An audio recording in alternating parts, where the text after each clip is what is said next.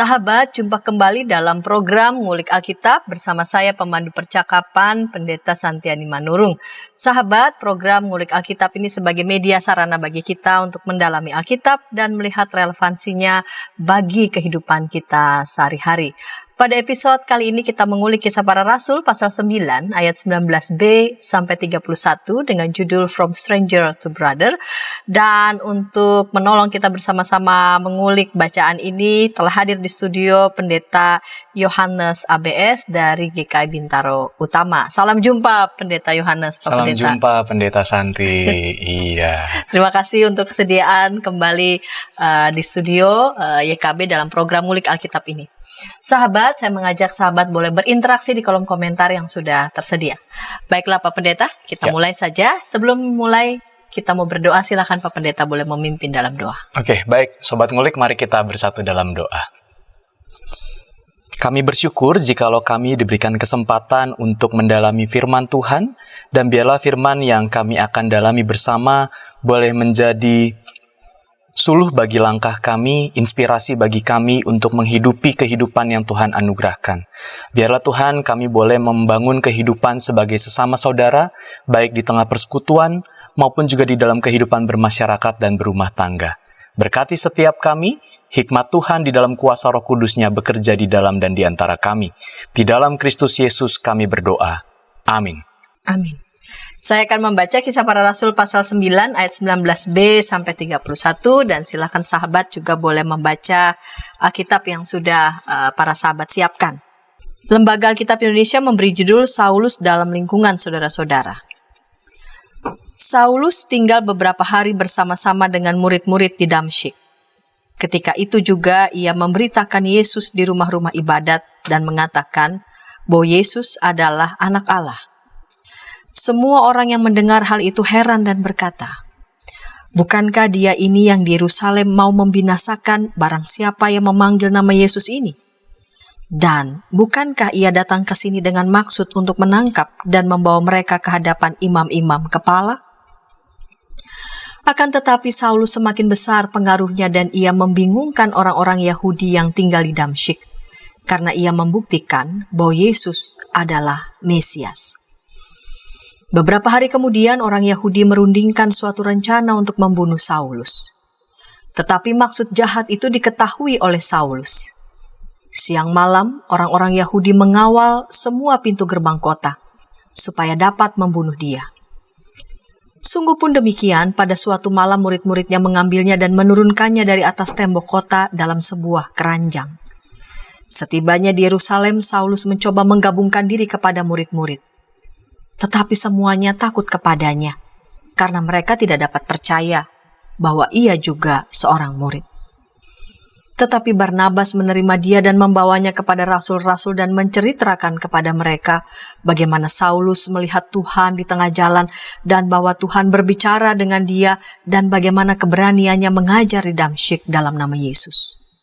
Dan Saulus tetap bersama-sama dengan mereka di Yerusalem dan dengan keberanian mengajar dalam nama Tuhan.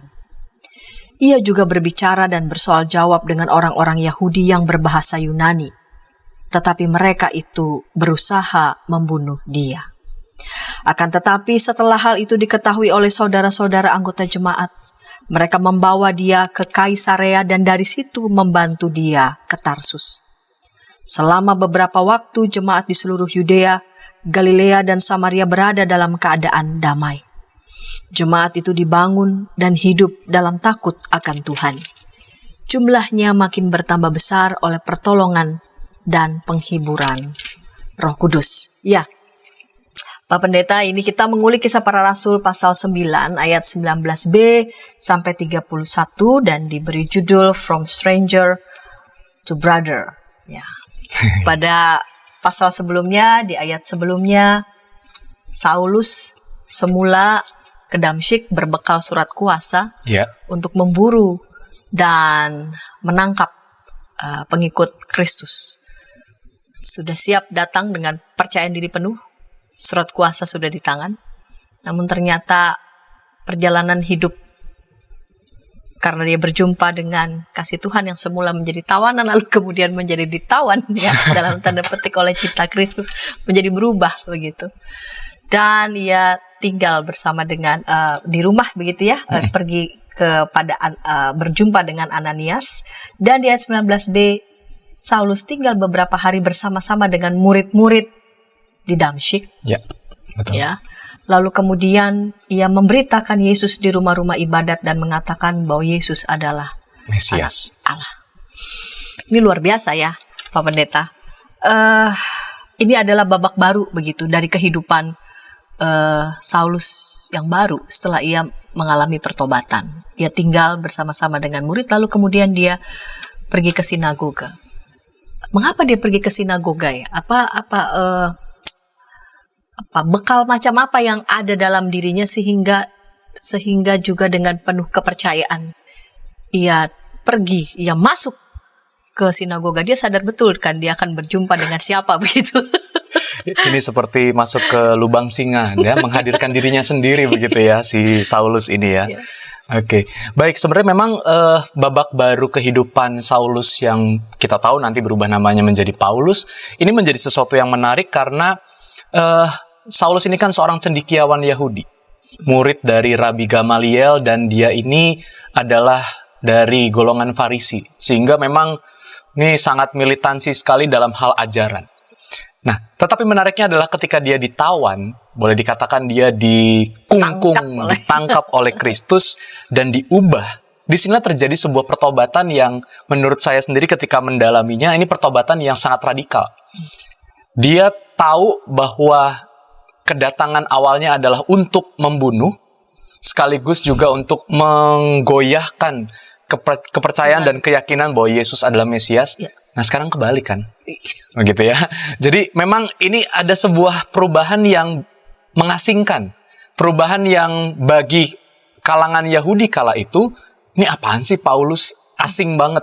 Yang dulu bukannya dia ingin menentang bagi orang-orang yang mau mengatakan Yesus adalah Mesias, sekarang justru dengan mudahnya dia membuktikan hal itu semua. Kenapa dia bisa? Tidak lain dan tidak bukan karena dia punya latar belakang pendalaman akan nubuat-nubuat Taurat itu terhadap hal yang disaksikannya. Ya, ketika dia melihat para murid bersaksi dan segala macamnya. Nah, itulah yang menjadi bekal dia salah satunya. Yang kedua adalah dia tahu di sinagoga itu memang menjadi tempat perkumpulan-perkumpulan orang-orang Yahudi. Ya. Dia masih orang Yahudi tentunya, begitu ya. Tapi dia masuk ke sana punya agenda lain, yaitu untuk menyampaikan tentang berita pertobatan, pengalaman pertobatan, sekaligus berita utama yang akan dia sampaikan terus-menerus sepanjang hidupnya, bahwa Yesus adalah Mesias, gitu ya. Tapi memang menariknya di sini yang namanya perubahan pasti terasa asing bagi yang menerimanya atau yang mengetahuinya. Dulu dia begini, sekarang begitu. Yeah. Makanya selain dia berhasil menceritakan bahwa ataupun membuktikan bahwa Yesus adalah Mesias, dia juga berhasil membuat orang-orang ganti mengancam dia. Gitu ya. Berhasil dalam tanda petik. Karena memang ya inilah realita yang harus Paulus hadapi begitu. Ya, dia berhasil ditangkap Yesus, berhasil membuktikan siapa Yesus, dia juga siap dengan segala potensi dan resiko yang didapatkan ketika dia memberitakan hal yang bagi orang-orang itu masih asing, itu masih sesuatu yang tidak benar, begitu ya. Dan inilah tugas Paulus. Kita lanjutkan ya, Bapak Pendeta. Di ayat 21 ini, semua orang yang mendengar hal itu heran. Ya, dan berkata, bukankah dia ini yang di Yerusalem mau membinasakan barang siapa yang memanggil nama Yesus ini? Ya betul ya. Jadi betul. Heran, bingung karena mereka ya orang-orang Yahudi begitu tahu agenda Saulus ke Damsyik itu untuk apa. Betul. Lalu kemudian justru berubah ada di hadapan mereka dan menerangkan, menjelaskan tentang Yesus adalah Mesias. Ya. Adalah anak Allah. Dan dalam perjumpaan itu pasti kan terjadi juga ya perdebatan begitu. Betul. Ya, perdebatan argumen. Ini bagaimana Pak Pendeta melihat semangat militansi Saulus yang tidak berubah, hanya berubah arah aja ya. Berubah arah, semangat ya. Militansinya tetap gitu. Semangatnya tetap, arahnya yang berubah, tapi justru kontennya yang justru berbeda sama sekali. Ya, jadi memang perdebatan ini menjadi sesuatu yang tidak bisa ditolak ketika memang ada perbedaan secara pendapat, bahkan secara prinsip keyakinan iman.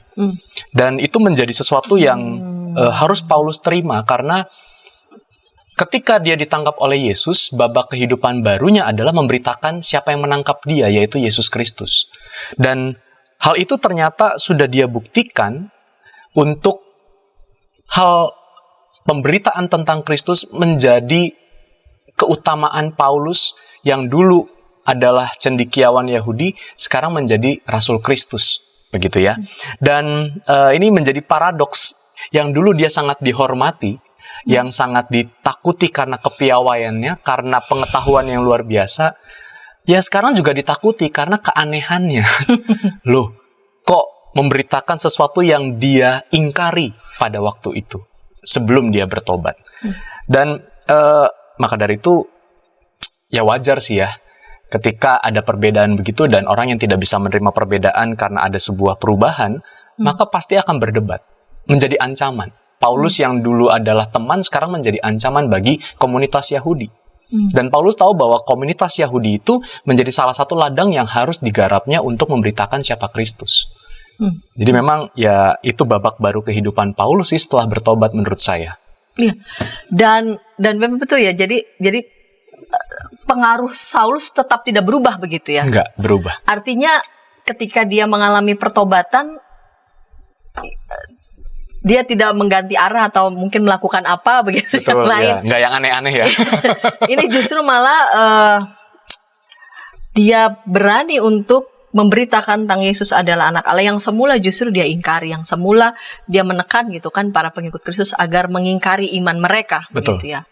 Lalu kemudian sekarang menjadi berubah, justru tentang Yesus lah yang diberitakan dengan luar biasa, dan itu menimbulkan ataupun menjadi ancaman ya. Menjadi ancaman justru berbalik ya bagi orang-orang Yahudi. Tapi pengaruhnya tetap begitu ya. Pengaruhnya tetap besar begitu. Artinya kecerdasannya ya, semangatnya itu masih tetap sama ya, Pendeta? Masih tetap sama, dan justru malah semakin membara. Semakin membara. Kepiawaian itu menjadi kelebihan dia kan. Dia bisa berbahasa Yahudi, bisa bahasa Ibrani, bisa bahasa Yunani. Dia datang di komunitas Damsyik, tapi juga kan di dalam konteks Romawi kala itu ya. Jadi ini kekuatan Paulus yang mungkin kalau kita sebagai Yesus, wah ini cocok sekali ini. Begitu ya, pas banget ini orangnya. Pas banget, di tempat yang pas. Di tempat yang pas, dengan semangat militansi yang sungguh luar biasa. Dan saya yakin pasti ini akan memperlengkapi squad rasulnya itu ya, Rasul Kristus ya. Rasul Kristus itu. Kita lanjutkan segmen kedua, namun sebelumnya kita dengarkan pesan-pesan berikut ini. Dari kungkungan malam gelap. Nyanyikanlah nyanyian baru. Setiap hari Rabu, pukul 12 waktu Indonesia Barat. Dapat Anda nikmati di channel Lagu Rohani YKB GKI TV.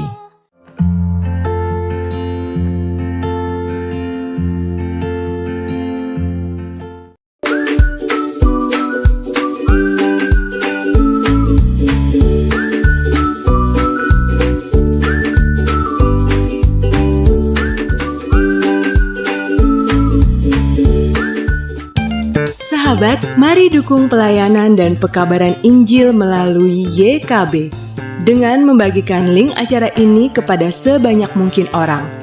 Dukungan juga dapat saudara lakukan dengan mentransfer dukungan finansial ke rekening BCA ke nomor 450 305 2990 450 305 2990 atas nama Yayasan Komunikasi Bersama.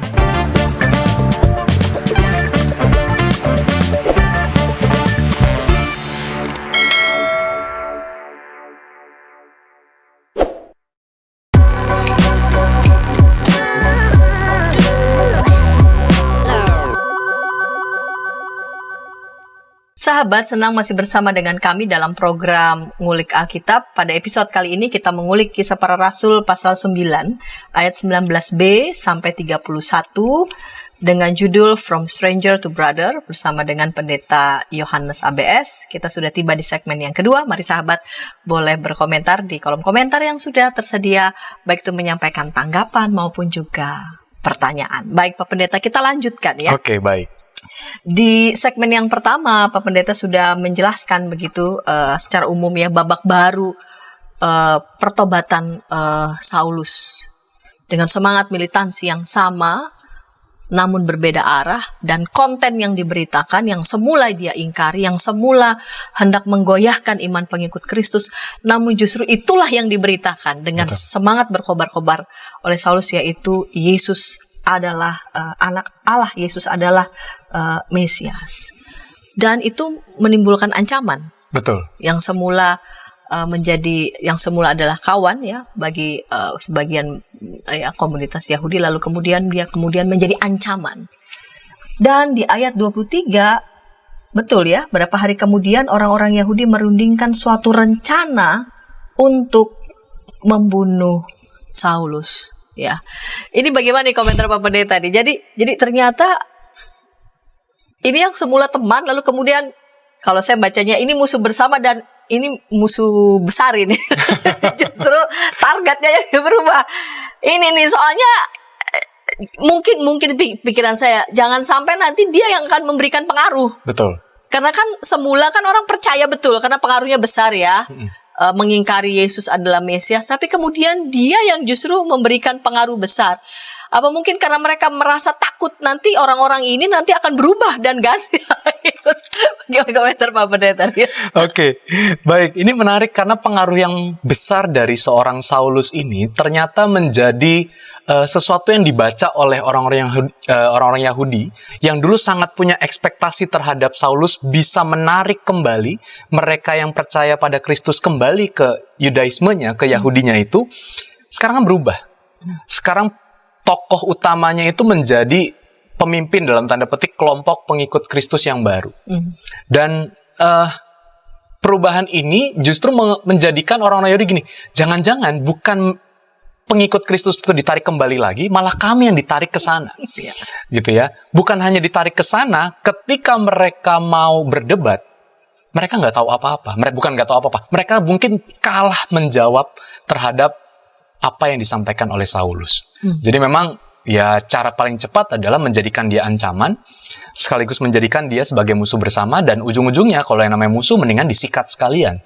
Tidak usah pakai ada dialog dan segala macamnya. Jadi ini memang paradoks kehidupannya Saulus ya, yang dulu diagung-agungkan, sekarang itu dikejar-kejar untuk gantian dibunuh. Iya. Karena dia kemudian menjadi ancaman, jangan sampai memberikan pengaruh yang akan justru menimbulkan kerugian nanti. Betul. Ya, begitu dari pihak lawan. Nah, maksud jahat itu ternyata diketahui oleh Saulus. Apa mungkin cara berpikir karena dulunya pernah begitu ya, ada dalam konspirasi, ada dalam mulut. Jadi kurang lebih tahu cara berpikir. Ini mau ngapain nih habis ini ya. Akhirnya Saulus mengetahui begitu ya rencana mereka untuk membunuh Saulus, dan maksud jahat itu diketahui Saulus. Dan yang menarik adalah siang malam gitu ya, orang-orang Yahudi mengawal begitu ya semua pintu gerbang kota supaya dapat membunuh dia. Berarti begitu sangat mengancam. Padahal Saulus cuma ngomong ya. Betul. Tidak ngapa-ngapain loh. Tidak gantian membunuh. Itu bagaimana ya respon Pak Pendeta? Ada memang orang-orang yang merasa begitu ya, Pak. Ketakutan untuk hal-hal yang padahal orang yang dianggap musuh itu tidak memukul, tidak membunuh, tidak mengena. Ini ada semangat macam apa ya? Katakanlah buat sebagian orang mungkin merasa terganggu pada keamanan, terganggu pada kenyamanan, lalu kemudian menganggap orang lain itu menjadi musuh gitu. Oke, karena ini kan bicara soal keyakinan iman, gitu ya, prinsip dan sekaligus juga menjaga keluhuran ajaran-ajaran, ya. Dan itu adalah tugasnya si Saulus ketika dia masih menjadi cendekiawan Yahudi. dia bertugas seperti itu, tapi dia kemudian convert, kemudian dia berpindah arah, sehingga dilihat ini bukan sebagai sebuah kegagalan saja, tetapi ini sebuah kebobrokan parah. Maka dari itu, saya membayangkan ketika Saulus tuh dikepung dari berbagai tempat, dari berbagai arah, tapi ya inilah, ketika boleh dikatakan Paulus menggunakan hikmat, ya, menggunakan otaknya, yang lain sementara menggunakan ototnya, itu tidak akan ketemu. Dan itu kecenderungan ketika memang kita melihat sesuatu mereka yang berbeda, mereka yang sangat asing, yang rasanya tidak layak, tidak pantas, dan harus dibinasakan. Itu ada kecenderungan seperti itu, apalagi ini bicara soal keyakinan, soal iman. Ya, itu militansi orang-orang pasti akan tumbuh karena punya agenda bersama. Yang bermasalah harus dicabut. Itu dia. Nah, ini yang menarik, sungguh pun demikian, pada suatu malam murid-muridnya mengambilnya dan menurunkannya dari atas tembok kota dalam sebuah keranjang. Ya. Jadi ini kerjasama yang luar biasa, juga tak kalah bergerilyanya begitu ya, untuk betul. Lalu kemudian murid-murid ini mencoba untuk menyelamatkan Saulus. Ini murid-murid yang mana? Apakah murid-murid yang sebelumnya juga tinggal bersama dengan Saulus bersama, sehingga mereka sudah mengenal betul begitu hati Saulus ini? Oke, baik. Kita tahu bahwa pertobatan Saulus itu kan terjadi bersama dengan Tuhan memakai Ananias. Betul ya, dan Ananias punya pengikut juga. Lalu murid-murid di sini bukanlah para murid Kristus yang 12 itu, tetapi mereka yang sudah mengakui iman kepada Kristus. Jadi saudara-saudara sepersekutuan. Mereka yang tahu kisah pertobatan Paulus sebelum nanti yang lain pada tahu begitu ya, tapi ini masih sekelompok kecil, dan dia tahu ancaman terhadap Saulus. Makanya dia dengan begitu seriusnya membantu Saulus untuk bisa lari, begitu ya, diselamatkan lah ya, jangan lari ya, diselamatkan dari kepungan orang-orang Yahudi yang mau membunuh dia. Gitu. Dan setibanya di Yerusalem, Saulus mencoba menggabungkan diri kepada murid-murid, tapi semuanya takut. Nah, ini murid-murid yang mana lagi nih? Jadi ada sebagian murid-murid mencoba untuk peduli, melindungi, begitu ya. Tapi di sisi yang lain, setibanya dia di Yerusalem, setelah upaya itu ya, kerjasama yang hebat begitu untuk menyelamatkannya, menggabungkan diri kepada murid-murid, tapi yang lainnya ketakutan. Ternyata nggak sampai di Damsyik aja ya. Ketakutan. Saulus, kasihan banget ya deh. Ini murid-murid yang mana lagi nih? Yang apakah mereka memang karena belum berjumpa betul pada waktu Saulus mengalami pertobatan gitu. Jadi karena mereka dengar adalah, dan mereka lihat memang sosok Saulus yang demikian militan mengejar mereka, sehingga mereka reaksinya adalah no. Jangan mendekat.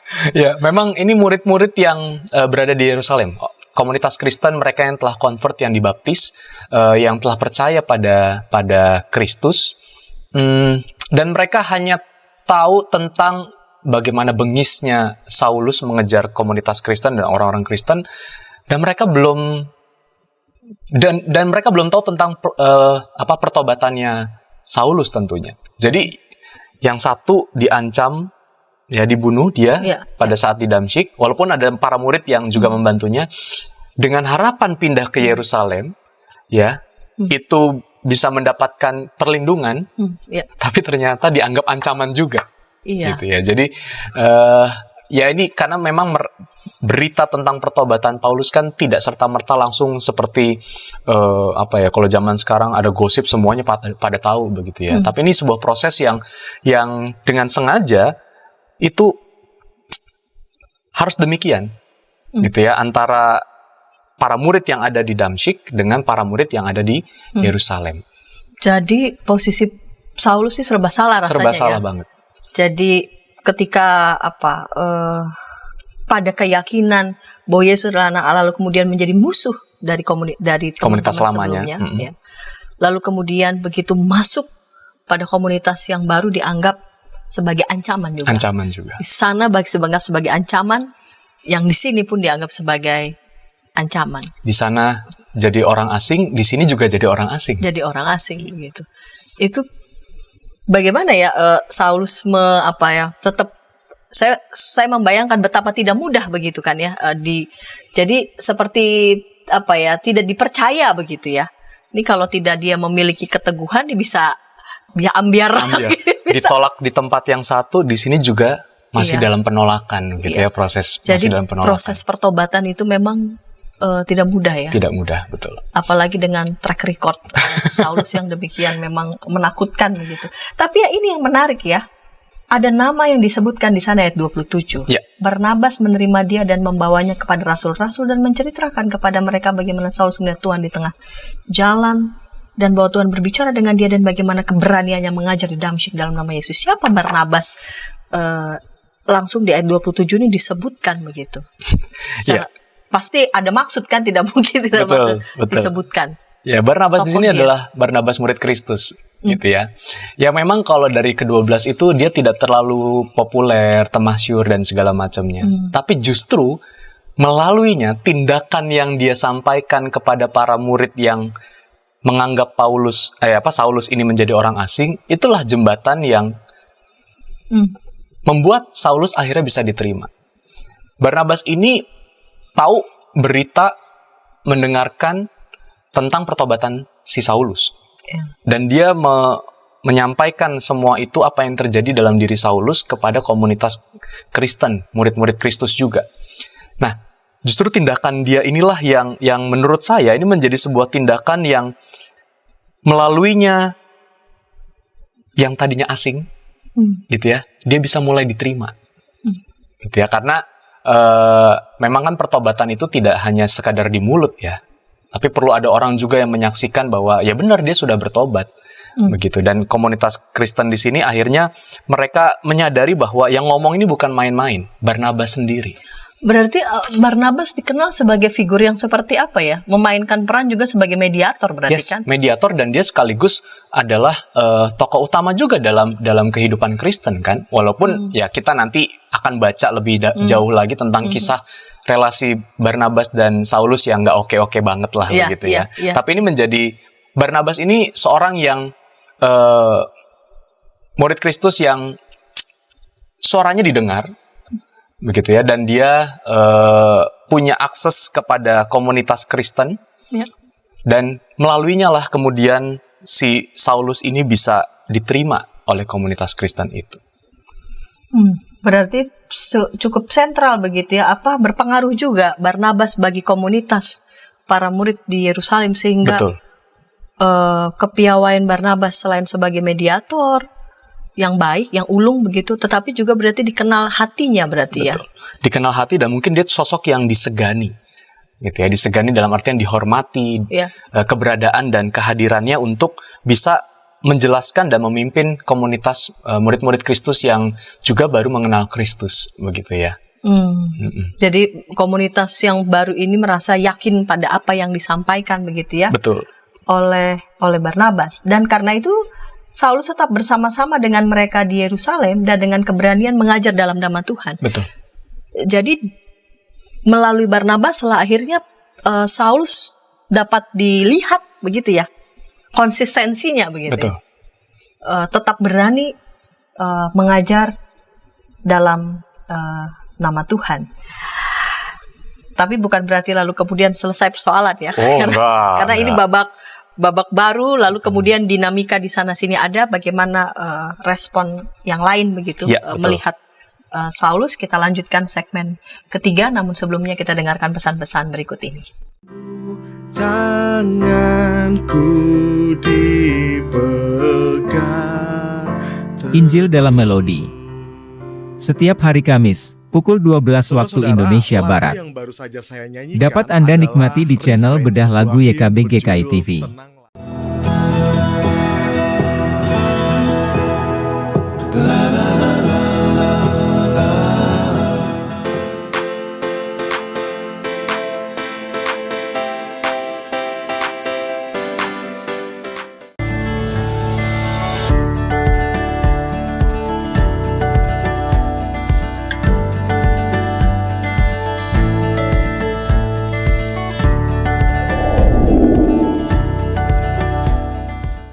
Sahabat, mari dukung pelayanan dan pekabaran Injil melalui YKB dengan membagikan link acara ini kepada sebanyak mungkin orang. Dukungan juga dapat saudara lakukan dengan mentransfer dukungan finansial ke rekening BCA ke nomor 450 305 2990 450 305 2990 atas nama Yayasan Komunikasi Bersama.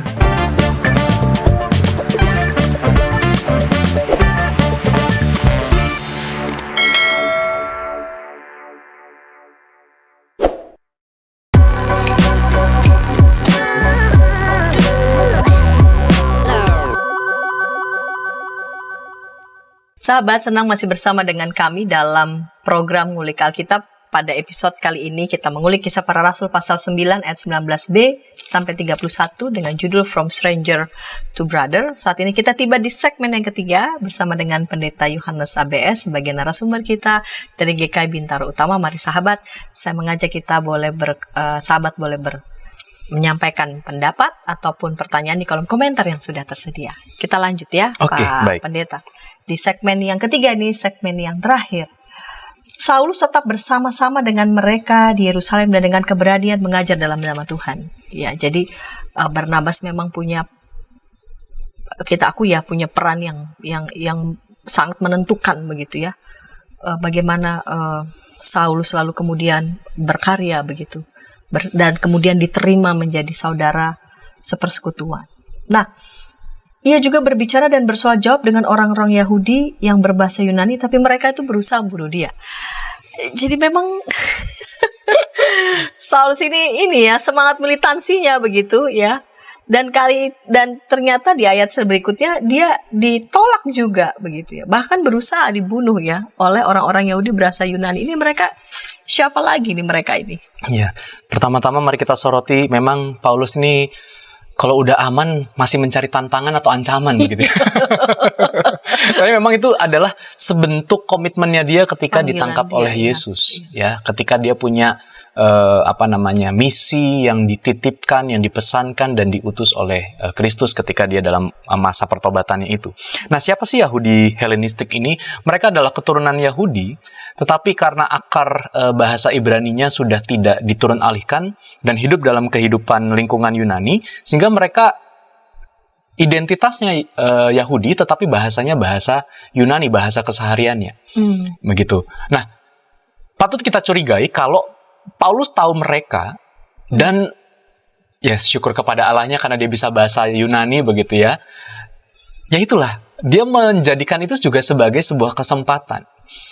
Kalau misalnya kita satu dapat ancaman lalu selamat, kan mikir-mikir untuk masuk ke lubang yang sama. Ya itu dia.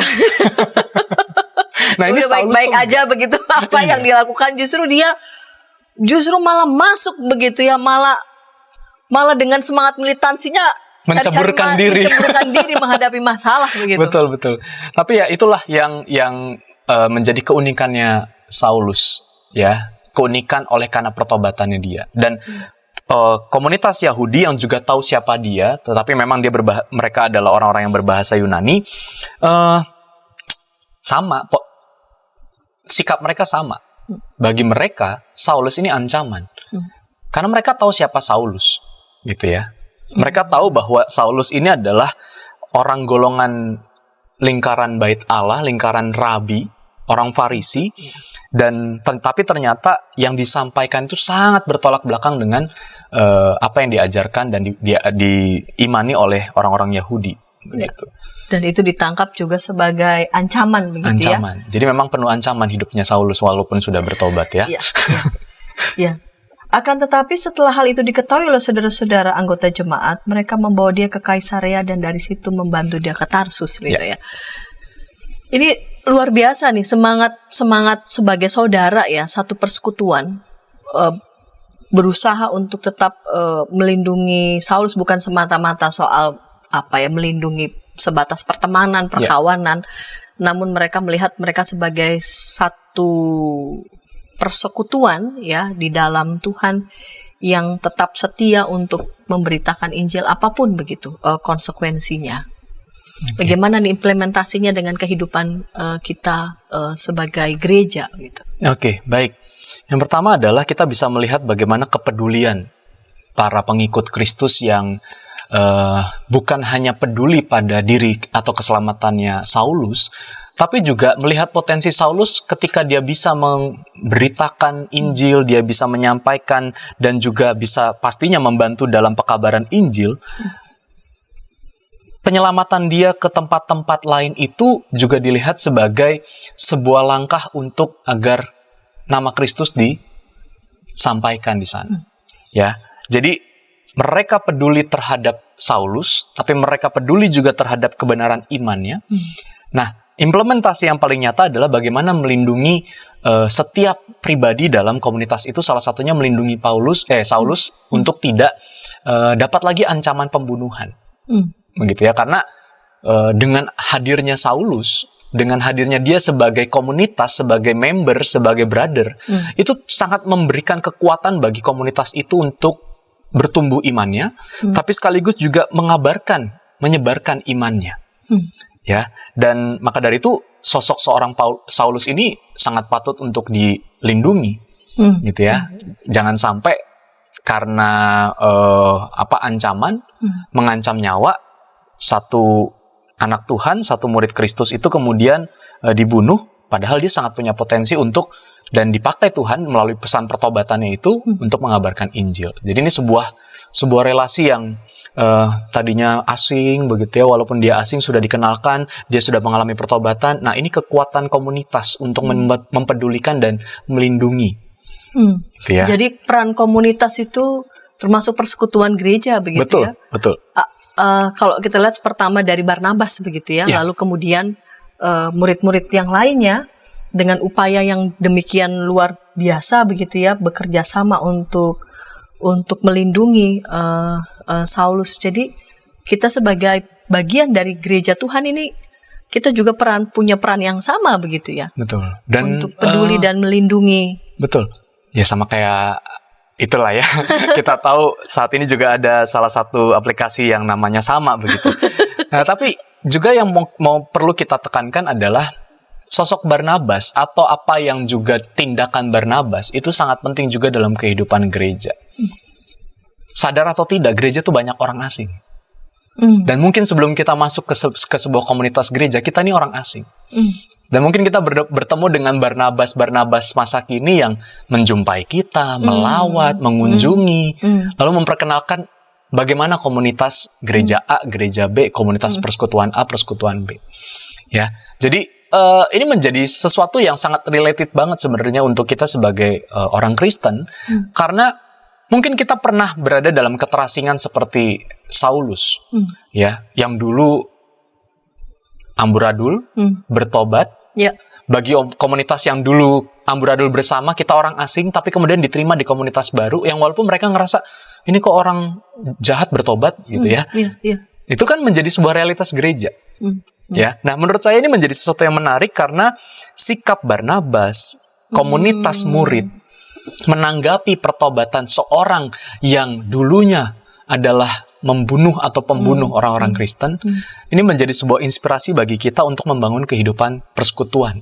Dan bagaimana komunitas itu juga menjadi komunitas yang sehat juga buat Saulus bertumbuh. Betul kan? Betul. Dan coba bayangin, kalau misal udah jadi ancaman, kita ngelihatnya, aduh nih orang bikin masalah aja, udah dilindungi begitu ya kan, keceruan kita. Udah dilindungi, dia malah makin menjadi-jadi. Padahal kita tahu menjadi-jadinya Saulus itu bukan tanpa alasan. Alasan yang kuat karena dia memberitakan siapa Kristus. Berarti ada kesatuan visi dong. Yes, betul. Itu dia kata kunci. Kesatuan visi. Jadi bukan cuma sekedar melihat ini Saulus bikin kami jadi nggak aman gitu ya. Betul. Tapi ketika pada kesatuan visi yang sama, ya konsekuensi apapun kita tanggung bersama sepanjang itu masih satu visi. Jadi sebagai satu persekutuan tuh kesatuan visi itu penting ya. Betul. Bersama itu ya. Betul. Makanya membership ya, keanggotaan itu bukan cuma sekedar ya nanti saya mau menikah karena anggota ini di gereja A, gereja B. Tapi kita tuh menaruh hati, pikiran, ada sebuah tanggung jawab bersama, ada sebuah pencapaian bersama sebagai sebuah komunitas yang bukan cuman sekadar hal yang praktis, tapi kita merenungkan betul panggilan hidup kita bersama komunitas itu. Dan itu yang Saulus lakukan serta komunitas para murid lakukan ketika melihat sosok seorang Saulus menurut saya. Jadi mereka melihat yang Saulus lakukan adalah satu visi begitu ya. Betul, satu visi. Satu visi memberitakan Yesus itu adalah Mesias. Ya. Kita lanjut di ayat selanjutnya, terakhir ini. Dan selama beberapa waktu jemaat di seluruh Yudea, Galilea, dan Samaria berada dalam keadaan damai. Jemaat itu dibangun dan hidup dalam takut akan Tuhan. Ya. Jumlahnya makin bertambah besar oleh pertolongan dan penghiburan Roh Kudus. Jadi berkaitan dengan tema kita nih, from stranger to brother. Jadi ada efek rasanya ya, efek yang mereka terima bersama begitu di ayat 31 ini. Bagaimana menurut pandangan Pak Pendeta? Betul. Jadi pertumbuhan ini bukan serta-merta menjadi tujuan, tetapi ini menjadi buah dari kesatuan kehidupan bersama. Yang saling menerima, yang saling mendukung, saling peduli dan lindungi. Dan ini menjadi sebuah kekuatan besar sehingga orang tuh melihat komunitas ini memiliki hati dan juga menjadi rumah bersama. Gitu ya. Nah, maka dari itu pertumbuhan selain itu oleh karena kuasa Roh Kudus yang dikatakan dalam ayat kita, tetapi juga ini menjadi sebuah teguran menurut saya bagi komunitas-komunitas Kristen untuk membangun kehidupan persekutuan yang flourishing gitu ya, yang berbunga sehingga orang tuh tertarik untuk melihatnya. Tapi kalau misalnya dari segi kuantitas menjadi target, mungkin belum tentu satu visi kan, ya belum tentu bisa saling mendukung dan saling melindungi, ya belum tentu ada kehidupan yang penuh dengan kehangatan. Orang asing ya orang asing, tapi tidak ada Barnabas yang membagikan atau mengajak orang asing itu untuk hidup bertumbuh bersama. Nah menurut saya ayat 31 itu konklusi yang mau mengatakan begini menurut saya. Bahwa ketika setiap pribadi dalam sebuah komunitas itu saling peduli, saling melindungi, dan memiliki kesamaan visi, itu menjadi daya yang kuat. Entah daya tarik, tapi sekaligus juga daya lenting. Daya tarik dan daya lenting. Iya. Daya tarik untuk melihat orang tertarik dengan komunitas ini, tapi sekaligus lenting. Yuk, kita bisa apa bersama dengan komunitas ini? Tidak cuma sekadar gembiranya saja, tapi tidak mau tanggung jawab keluarnya. Gitu itu ya. yang membedakan member gereja dengan member toko. Kalau member toko kita beli satu gratis satu atau kan member klub. Di saat gembiranya aja begitu. Betul. Ya begitu ya. Iya. Tapi merasa terbebannya tidak begitu. Betul. Ya. Dan ini menariknya lah kisah pertobatan Saulus atau babak baru dari pertobatan Saulus yang juga ada tokoh-tokoh lain seperti Barnabas, para murid yang tersadarkan tentang orang asing ini tidak selamanya menjadi ancaman. Ketika kita bisa menyelami dan mengenalinya, orang asing ini bisa menjadi kekuatan yang saling melengkapi. Gitu ya. Dan disitulah daya kita semakin luar biasa. Komunitas di mana kita boleh bersekutu begitu ya. Betul. Bergereja itu boleh menjadi berkat begitu ya. Betul. Pendeta. Ya, sahabat yang dikasih Tuhan, kita belajar melalui babak baru ya kehidupan Saulus yang bertobat begitu. Semangatnya dalam pembaruan hidup itu sungguh-sungguh dinyatakan secara aktif. Jadi pertobatan memang harus dinyatakan secara aktif begitu. Dan lewat proses yang tidak mudah, namun Saulus terus-menerus boleh bertumbuh.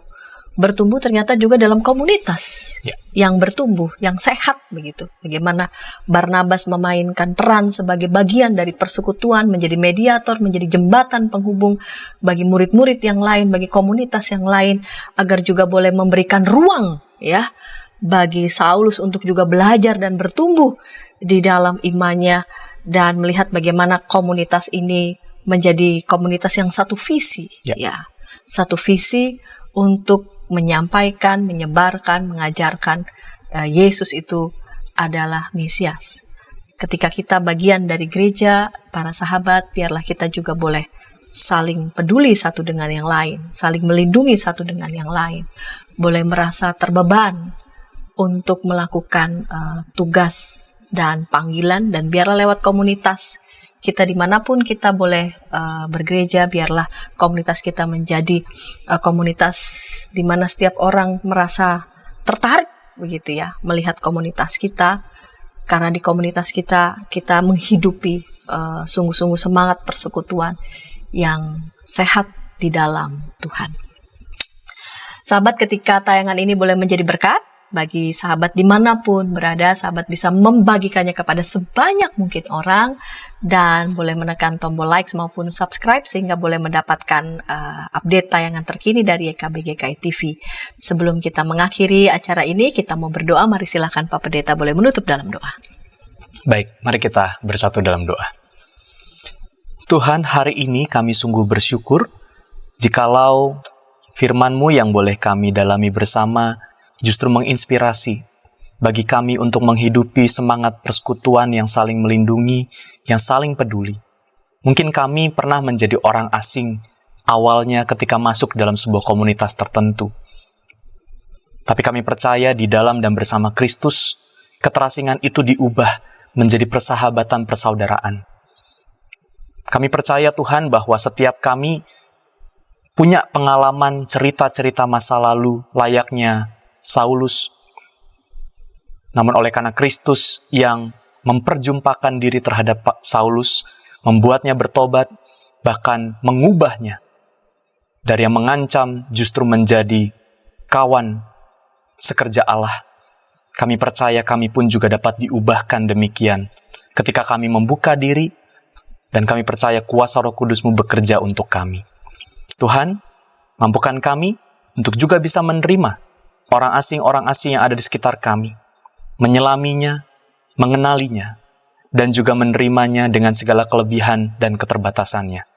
Membangun kehidupan yang lebih baik, persekutuan, pun juga komunitas di gereja kami untuk terus bertekun, bertumbuh, dan menjadi berkat. Terima kasih Tuhan untuk firman-Mu, biarlah ini boleh terus kami hidupi dalam kehidupan kami sehari-hari. Di dalam Kristus kami berdoa dan bersyukur. Amin. Amin. Sahabat, mari dukung pelayanan dan pekabaran Injil melalui YKB dengan membagikan link acara ini kepada sebanyak mungkin orang. Dukungan juga dapat saudara lakukan dengan mentransfer dukungan finansial ke rekening BCA ke nomor 450 305 2990 450 305 2990 atas nama Yayasan Komunikasi Bersama.